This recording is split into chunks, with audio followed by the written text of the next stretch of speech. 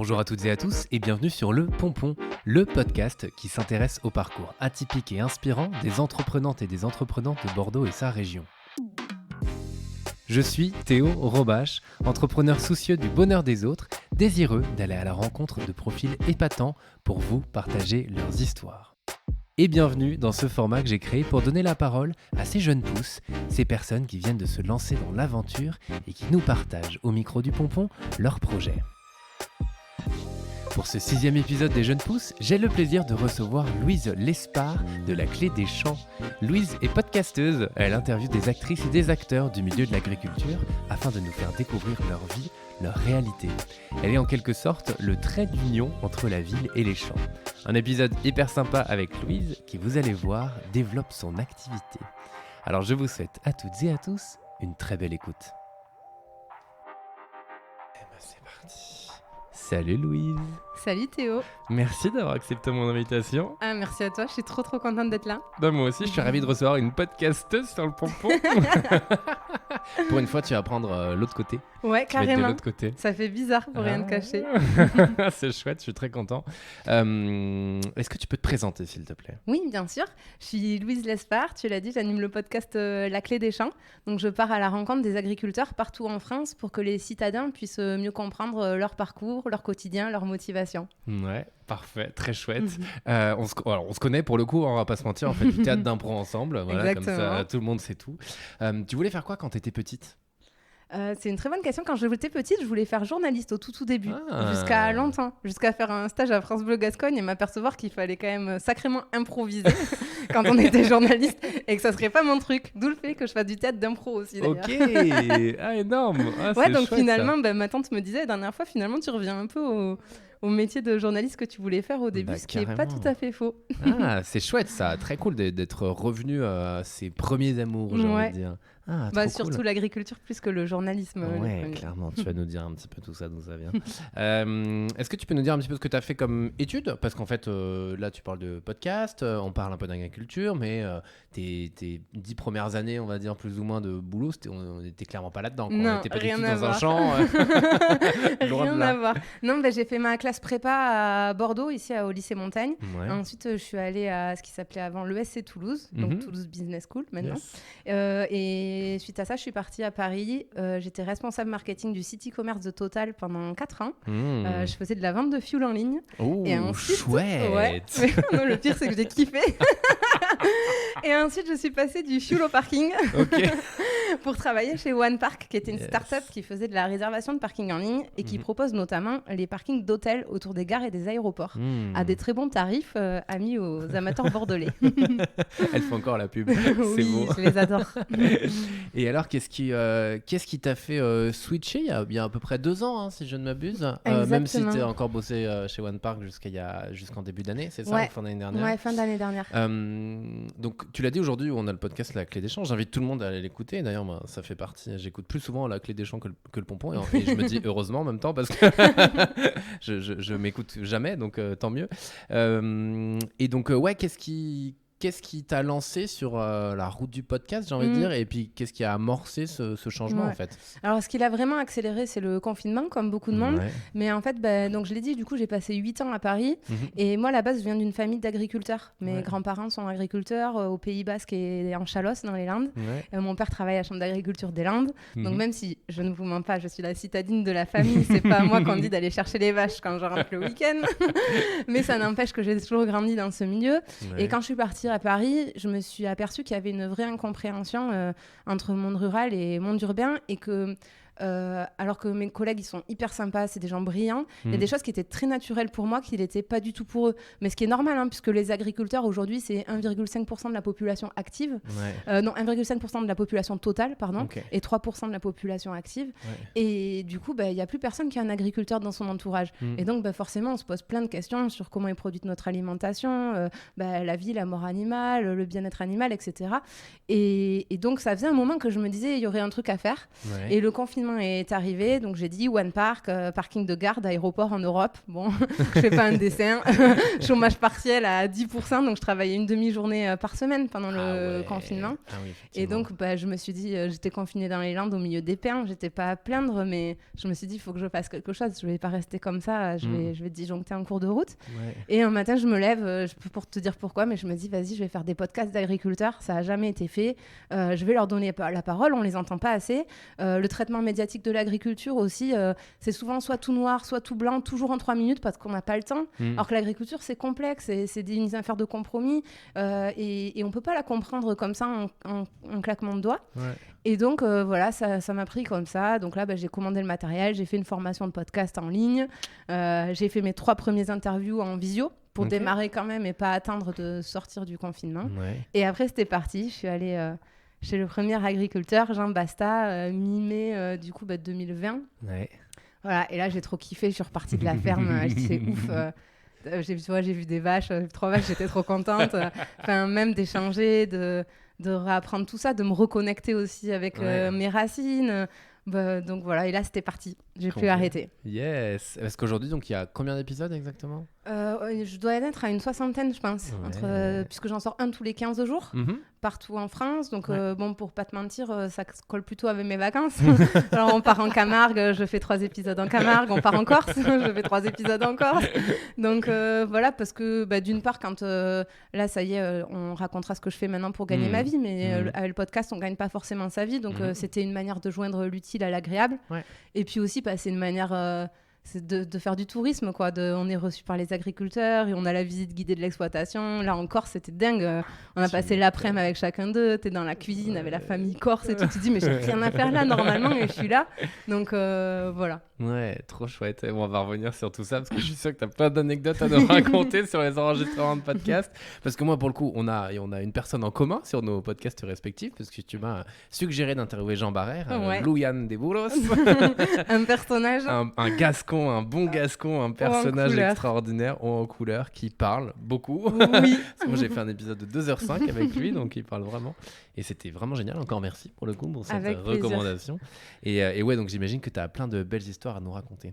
Je reviens un peu sur à la fois le début du podcast et donc en parallèle tu bosses chez One Park et à quel moment tu te dis en fait je vais vouloir en faire mon activité principale plus ou moins, et tu l'as dit on gagne pas forcément de l'argent avec ça, donc à quel moment tu te dis ok all in quoi. Ouais, en fait du coup je suis restée 1 an et demi au chômage partiel à 50%. Ouais. Donc en fait j'ai fait 50% parking, 50% la clé des champs pendant 1 an et demi. Et le switch ça a été quand mes chefs ils sont arrivés, ils ont dit bon Louise on va repasser à 80 et à 100%. Et moi à 100% parking et Dieu sait que j'ai tellement appris chez One Park et je me suis éclatée vraiment.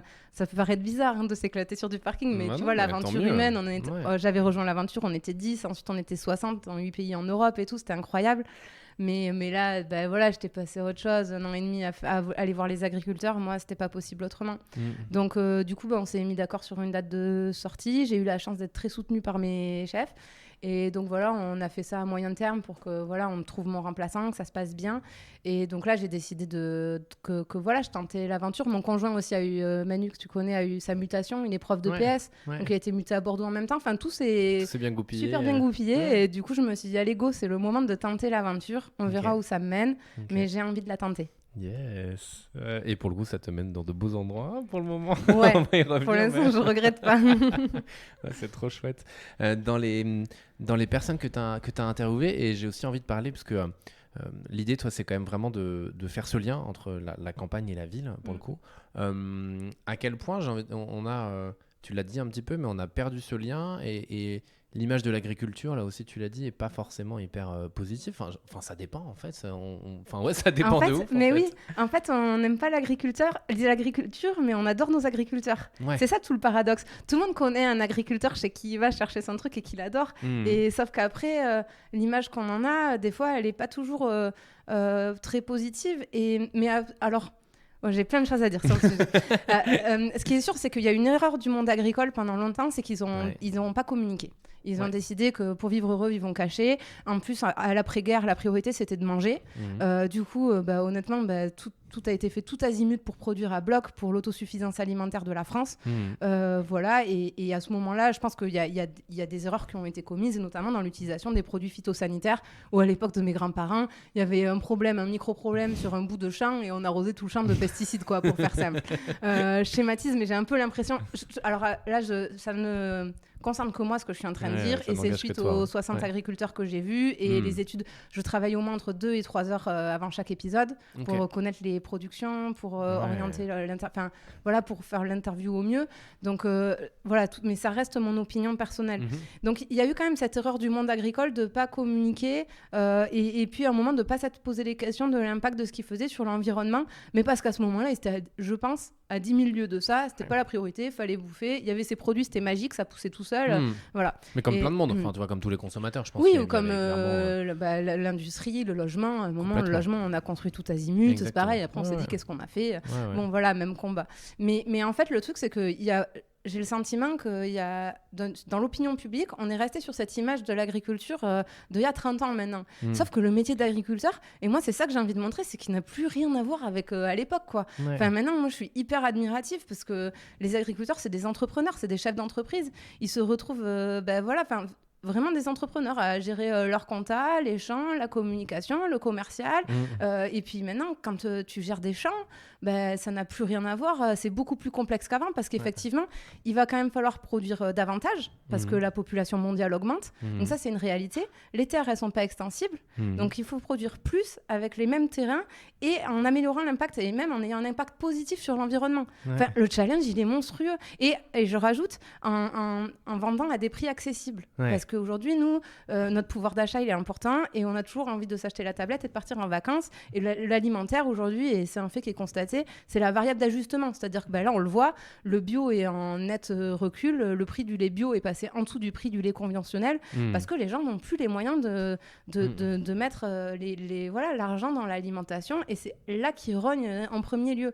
Donc, le challenge des agriculteurs, il est monstrueux et je trouve qu'il mérite d'être soutenu là-dedans et en tout cas qu'on prenne le temps de comprendre leur métier et de comprendre la complexité du truc. C'est pas juste, il y a qu'à tout faire en bio. Oui, ça, on l'aurait fait depuis longtemps si c'était juste ça. C'est qu'il y a quand même tout cet écosystème qui est très complexe. Donc moi, c'est ça que j'ai envie de montrer. Et ce qui veut dire que quand j'interviewe les agriculteurs, je vais leur poser les questions qui fâchent. C'est pas de montrer une version positive du métier, c'est de leur donner la parole. Pourquoi tu utilises des produits phyto ? Combien d'eau tu utilises ? Pourquoi tu en utilises ? Pourquoi tu amènes tes animaux à l'abattoir et qu'est-ce qui se passe ? Enfin, comment tu le ressens tout ça ? Et j'ai envie justement... parce qu'un des torts aussi, c'est que les marques, donc les agriculteurs n'ont pas communiqué. Les marques se sont emparées de la communication des agriculteurs et on montre aux consommateurs l'agriculture qu'on aimerait voir. C'est-à-dire les 3 poules dans le jardin et 4 carottes.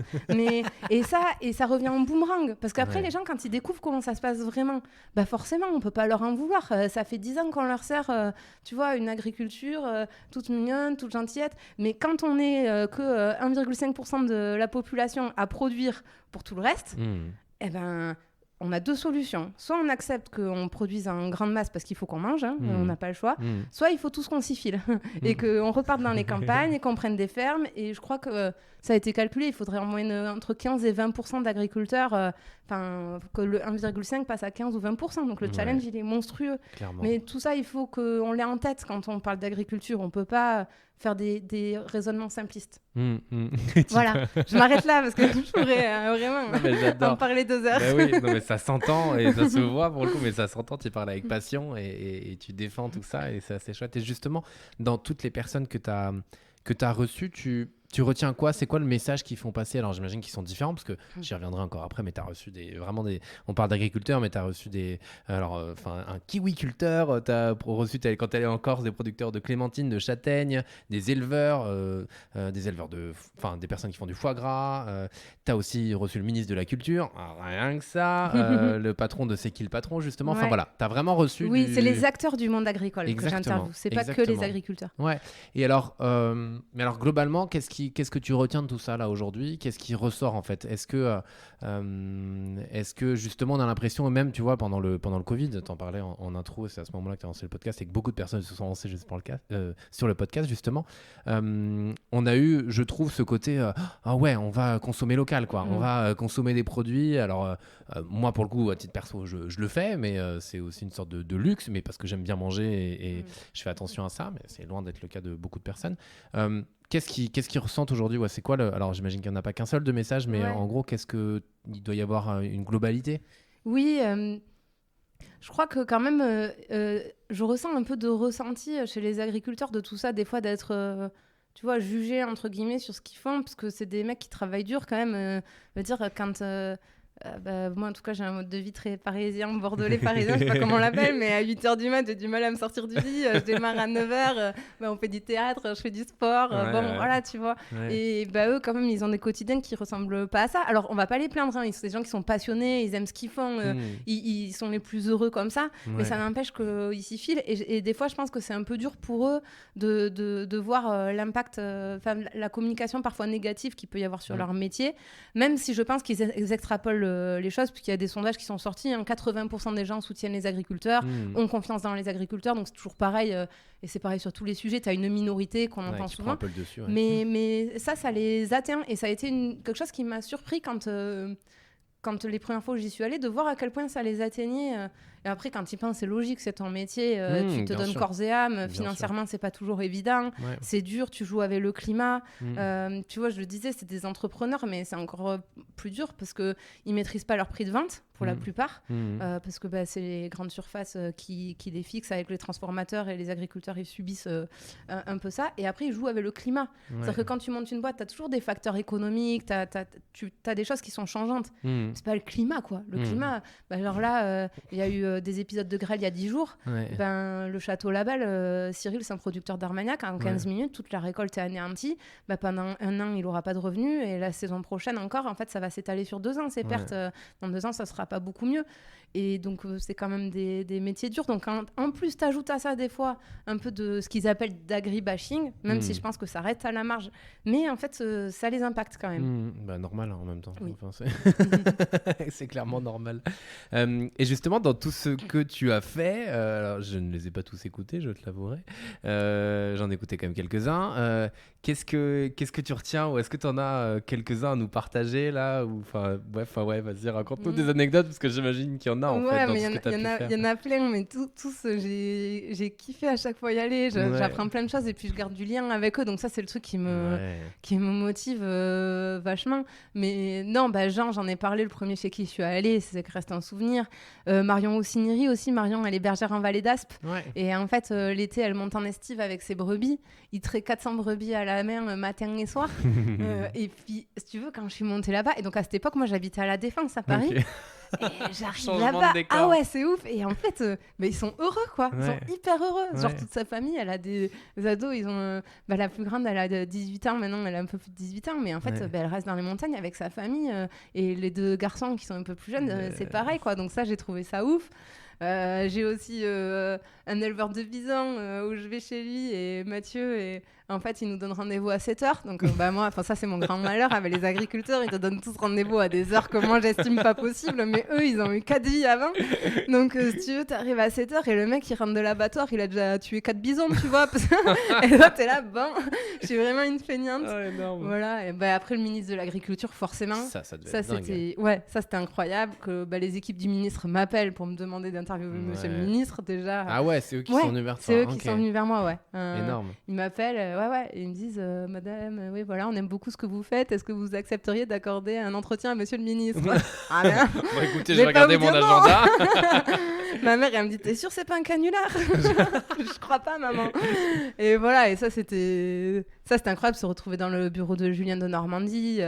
J'ai eu plus d'1 heure d'entretien avec lui, donc ça m'a demandé énormément de travail, j'ai bossé plus de 3 semaines. Pour le coup, je me suis beaucoup appuyée sur les agriculteurs pour qu'ils m'aident à identifier les sujets clés, à construire l'interview et tout ça. Mais ça aussi, c'était fou quoi, de me retrouver au bout de 8 mois. Ça faisait 8 mois que j'avais le podcast en face du ministre pour faire un interview. c'était cool. Donc voilà pour quelques anecdotes. Trop chouette. Et alors, tu l'as dit, tu gagnes pas forcément ta vie avec la Clé des Champs, en tout cas le podcast.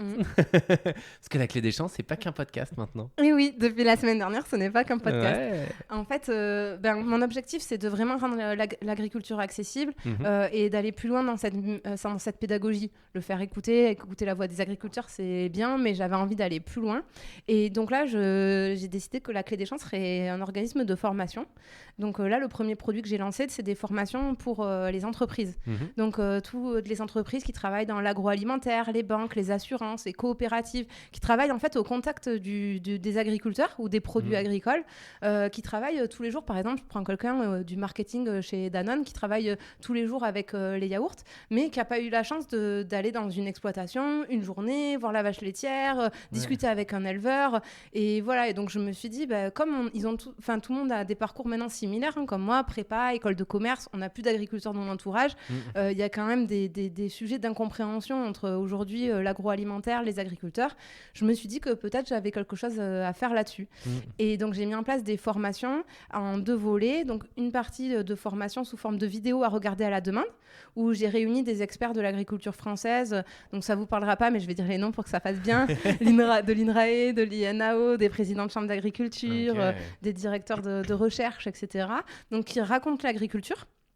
Et une fois qu'ils ont regardé ces vidéos en ligne, ils partent passer une journée à la ferme chez un agriculteur de manière à voir en pratique qu'est-ce que c'est d'être agriculteur. Et je vais partager le revenu de la formation avec l'agriculteur qui reçoit les apprenants. Puisque ça, c'est une de mes motivations aussi, c'est de réussir à capter de la valeur et de la redistribuer aux agriculteurs. Parce que... En fait, les entreprises, effectivement, le consommateur, il veut toujours le prix le plus bas. Donc, c'est pas toujours facile d'améliorer le revenu des agriculteurs si tout le monde doit manger derrière toute la chaîne de valeur. Donc, faut pas se mentir, il y a quand même un sujet là-dessus. Et donc là, c'est aussi une manière pour les entreprises, par un biais détourné, d'améliorer un peu le quotidien pour démarrer de certains agriculteurs et puis j'espère de beaucoup d'agriculteurs à un moment. Donc voilà, et donc là, c'est la première formation que je lance. Mais après, j'aimerais lancer des formations pour les particuliers, pareil, pour qu'ils aillent passer la journée à la ferme, pour des gens qui veulent se reconvertir aussi, qui puissent mieux comprendre le parcours d'installation pour être agriculteur, aller faire des stages chez les agriculteurs. Donc voilà, l'idée c'est un peu d'aller vers là, après avoir fait écouter l'agriculture, de la faire vivre et d'amener les gens dans les fermes. Yes, trop chouette. Voilà, en essayant de gagner ma vie. Oui, dans l'idée aussi, ça peut être intéressant. Oui, ça peut aider. Ouais, complètement. Ah, mais génial, ça donne trop envie d'aller effectivement. Enfin, moi, la seule expérience que j'ai pu faire jusqu'à présent qui était assez conséquente, c'est effectivement d'aller voir Jean Barrère, d'aller découvrir l'élevage de vaches landaises et pour les courses landaises et de taureaux aussi, parce qu'il y a quand même 3 taureaux. Et donc voilà, de vivre vraiment l'expérience. En plus, moi, alors pour le coup, Jean, au-delà de ça, c'est le personnage en lui-même. C'est le landais. C'est le landais, quoi, exactement. Puis c'est aussi toute l'histoire, la transmission de la culture là, qui ajoute aussi quelque chose au-delà de ce qu'il fait. C'est vraiment toute la transmission de la culture qui est assez chouette. Mais là, tu mets quand même le doigt sur quelque chose, c'est que j'ai un gros enjeu de bien choisir les agriculteurs qui vont recevoir les gens dans les fermes. Parce qu'il faut quand même être dans une démarche de pédagogie, il faut être dans une démarche d'entendre les critiques, d'y répondre tranquillement, d'ouverture d'esprit. Donc voilà, la formation, elle laissera un super souvenir à l'apprenant si l'agriculteur, tu vois, il joue le jeu à fond, etc. Mais je suis pas trop inquiète parce que maintenant, les agriculteurs, ils savent que communiquer, ça fait partie de leur métier. Et la nouvelle génération, ils sont vraiment friands de ça. Ils ont envie de montrer leur travail, ils ont envie de montrer ce qu'ils font. Ils me disent, j'ai envie de montrer la vraie vie, tu vois. Genre, c'est vraiment ce qu'ils disent. Donc, ils ont raison. En même temps, c'est la full transparence. Je crois qu'il y a que ça qui paye entre guillemets aujourd'hui, quoi. Mais trop chouette. Et t'animes aussi parfois des tables rondes et des conférences, c'est ça? Alors dans ce milieu-là, j'ai envie de dire, dans le milieu de l'agriculture, là, si tu peux nous en parler un petit peu. Ouais, bien sûr. Du coup, parce que excuse-moi de te couper. T'es un peu devenue une porte-parole en fait au final. Non mais j'exagère un petit peu, mais au final, alors moi forcément je suis ce que tu fais. Et c'est vrai que t'interviens souvent, mais c'est chouette en même temps parce qu'ils ont aussi besoin de quelqu'un qui sait communiquer. Oui, en fait, sur le sujet. je sais pas s'ils ont besoin de quelqu'un qui sait communiquer, mais j'ai la chance de me sentir bien dans les deux mondes. Ouais. D'avoir un mode de vie très citadin et en même temps d'être très attachée à mes racines. Je t'ai envoyé chez Jean Barrère, c'est pas non plus un hasard. Il y aurait un IGP Land, je serais estampillée IGP Land. Moi, j'ai vraiment toutes les tares de la landaise. Mais donc bon, voilà, ma valeur ajoutée pour moi, c'est celle-là, c'est de comprendre ce qui se passe dans le monde agricole et de réussir à le traduire pour que ça soit accessible et sympa à regarder pour les citadins. Et après, si un jour les agriculteurs, c'est trop important pour moi que les agriculteurs ils cautionnent ce que je fais. Et c'est pour ça que dès que j'ai un projet, l'interview du ministre, là, mes formations, j'ai appelé 7 ou 8 agriculteurs du coup, que j'ai rencontrés dans le cadre du podcast pour qu'ils me disent qu'est-ce que t'en penses, comment tu ferais le truc. Si je travaille avec Danone, que j'envoie les gens, est-ce que tu le prends bien, est-ce que tu trouves ça bien, est-ce que tu trouves ça pas bien, parce que voilà, on sait l'image que des fois ça peut avoir. Et donc ça, c'est si le jour où les agriculteurs cautionnent plus ce que je fais, vu que moi je suis pas agricultrice et j'ai aucune légitimité, ce que je fais n'a plus de sens. Voilà. Mais donc tout ça pour dire que oui, du coup, j'anime des conférences, des tables rondes sur des problématiques agricoles. La dernière fois, tu vois, la Maison de la Nouvelle-Aquitaine, ils avaient organisé 2 jours pour les Parisiens qui veulent se reconvertir. Donc là, je vais m'occuper de faire venir des agriculteurs témoigner, je vais animer la table ronde. Voilà, je fais le petit package complet pour que ça soit sympa. Trop chouette. Je pense qu'on l'a un peu entendu, mais qu'est-ce qui t'anime au quotidien ? Ce qui m'anime, moi, c'est l'humain. Je le disais avant, on en discutait un peu, mais c'est pas tant de faire le podcast. Ce podcast, c'est une excuse pour rencontrer du monde. Même de passer la journée sur l'exploitation. Tu l'as vécu avec Jean Barrère, mais je l'ai dit pour la Corse. Mais c'est pareil pour tout. Enfin, je repars de là. À chaque fois, j'ai une énergie de ouf, quoi. Je me dis, c'est bien. Et puis aussi, ça fait sens pour moi parce que ma grand-mère, j'ai la chance qu'elle soit toujours en vie. Elle a 94 ans. C'était vraiment une agricultrice. En fait, par la force des choses, elle s'est retrouvée veuve très jeune. Et donc, elle a fait partie, avec Michou Marcus notamment, des femmes agricultrices qui ont été chefs d'exploitation, parmi les premières, quoi. Et donc, moi, je trouve ça hyper cool de faire... mon père est à la Chambre d'agriculture des Landes. Je trouve ça marrant de revenir, tu vois, et de faire à ma manière quelque chose pour le monde agricole. Je serais jamais agricultrice, je sais rien faire de mes 10 doigts. Tu vois, vraiment, je suis pas hyper manuelle et tout. Mais je trouve cool de faire un truc, et que ma grand-mère... tu vas dans le salon chez ma grand-mère, t'as mes articles de Sud-Ouest qui sont placardés, tu peux pas me louper, quoi, tu vois, et je trouve ça trop mignon, ça fait sens pour moi en tout cas. Ouais, clairement, trop chouette. Et t'aurais quoi comme conseil à donner à celles et ceux qui nous écoutent, qui ont parfois cette petite voix qui leur dit allez vas-y, et qui franchissent pas encore le pas? Ouais, d'être agriculteur? Non, de se lancer dans quelque chose qu'on a envie de faire. De se lancer. Je trouve que c'est d'échanger beaucoup avec des gens qui font déjà ce métier. Donc, et ça vaut particulièrement pour l'agriculture, parce que des fois, et même pour tous les métiers, on peut les idéaliser, on peut voir juste le bon côté, et c'est bien de discuter avec les gens qui sont déjà dedans, qui ont les mains dans le cambouis, pour savoir c'est quoi les avantages, c'est quoi les inconvénients, et savoir où on va, et être humble par rapport à tout ça, quoi. Se dire, faut que j'aille à la rencontre des autres, qui me disent, en fait, que j'entende, et après qu'on se fasse son opinion, et qu'on se dise c'est fait pour moi, c'est pas fait pour moi, ça c'est propre à soi-même. Mais de bien avoir tous les tenants et les aboutissants du métier, je trouve que c'est hyper important. Et pour ça, il n'y a rien de mieux que d'aller boire un café ou un verre avec quelqu'un pour qu'il raconte. Exactement, on est bien d'accord. Ce n'est pas moi qui vais lire le contraire. Est-ce que on arrive tranquillement à la fin de cet échange, même s'il aurait pu durer des heures et des heures avec tout ce que tu as à nous raconter.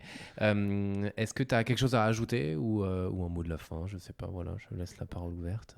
Ouais, non, si les gens veulent en savoir plus, ils peuvent aller sur laclédeschamps-podcast.fr. Yes. Je fais ma petite promo. Ouais. Et puis voilà, et puis surtout qu'ils écoutent les agriculteurs parler, quoi. C'est ça que je trouverais important. Complètement. Voilà. Et puis qu'ils aillent les voir après. Ouais, exactement. C'est chouette. Exactement. Louise, merci. Merci surtout à toi. C'était trop cool. Ouais. Et à très bientôt. Oui, à bientôt. Ciao. Merci à tous pour votre écoute. Je suis hyper content d'avoir reçu Louise, c'était un chouette échange. Je vous invite maintenant à aller écouter son podcast La Clé des Champs pour découvrir justement tous ses profils et comprendre un petit peu mieux le milieu de l'agriculture française. Si cet épisode vous a plu, je vous invite à le partager autour de vous. Le Pompon se fait connaître aussi et surtout grâce à vous. Alors on se retrouve la semaine prochaine pour un nouvel épisode du Pompon et surtout d'ici là, consommez local, faites-vous plaisir et prenez soin de vous. Allez, à très vite.